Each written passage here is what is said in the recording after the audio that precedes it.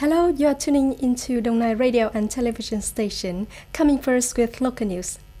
Yesterday, the government delegation led by Prime Minister Nguyễn Xuân Phúc moved experimentally on the entire Trung Lương Mỹ Thuận Expressway and attended the ceremony to cut the ribbon to open the Trung Lương Mỹ Thuận Expressway.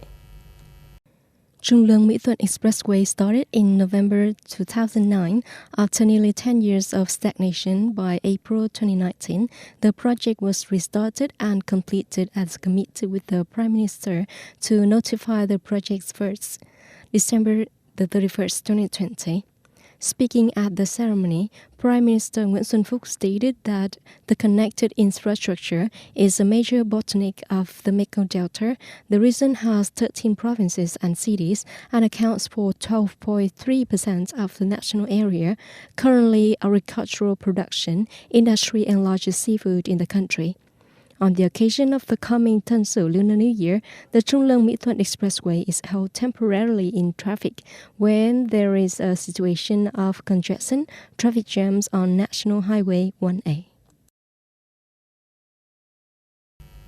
The Central New Rural Coordination Office has just reviewed the results of the implementation of the One Commune, One Product OCOP program.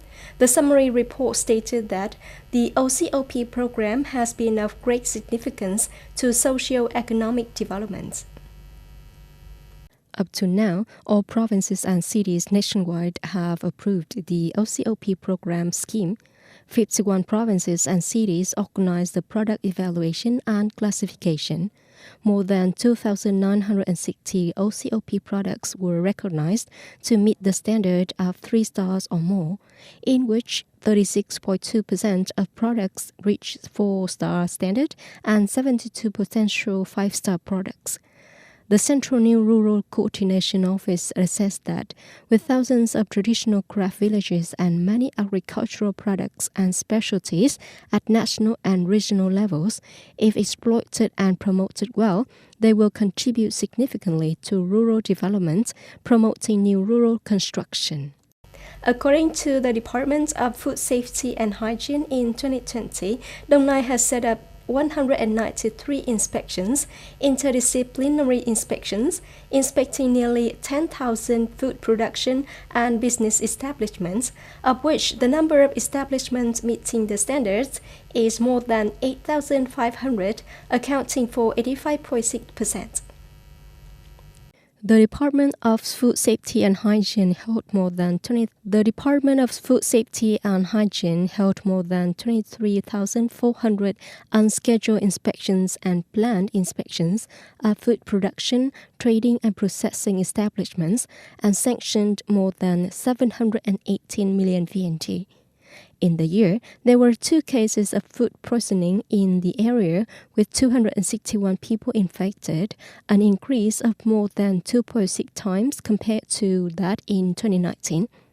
According to the Provincial Food Safety and Hygiene Department, there are currently more than 12,000 people in the province. Food Department has management records. Although many activities in ensuring food safety and hygiene have been strengthened, the risk of food unsafety remains high, especially in collective kitchens in factories and companies. In addition, the production, processing and distribution of unsafe food still take place in many places. British Prime Minister Boris Johnson on the evening of January the 4th gave a live televised speech stating that England, which accounts for the majority of the UK population, will enter the highest 6-week blockade since March 2020. In his speech, Prime Minister Johnson said that the entire British population had worked together in the fight against the COVID-19 pandemic, but with a new variant recently discovered in the UK, that the level of infection has increased. As pollution in the fog has skyrocketed, so the government sees the need to upgrade the blockade to the highest level. Prime Minister Johnson warned the British health system is facing an overloaded threshold. The number of hospitalizations caused by COVID-19 on January the 4th alone in England were more than 26,000, up 30% from a week ago and 40% higher than the peak of the epidemic.